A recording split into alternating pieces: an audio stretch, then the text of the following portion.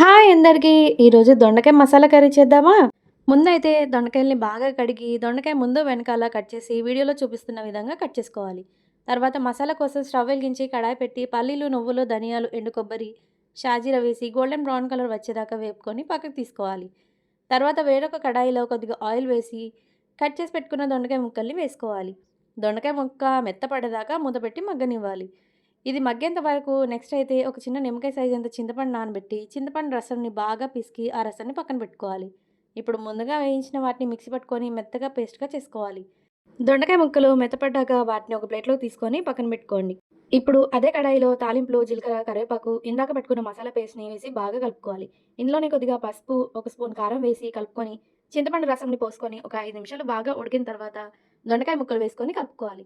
తర్వాత గ్రేవీ కోసం కొన్ని వాటర్‌ని పోసుకొని ఉడికించుకోవాలి. ఇప్పుడు ఇందులో రుచికి సరిపడా సాల్ట్‌ని యాడ్ చేసుకోవాలి. అంతే. ఒక 5 నిమిషాలు ఉడికించి గ్రేవీ దగ్గర పడ్డాక పైనుండి కొత్తిమీర చల్లుకొని సర్వ్ చేసుకోండి. నిజంగా నేను చేసిన విధంగా చేయండి. టేస్ట్ అద్దిరిపోతుంది.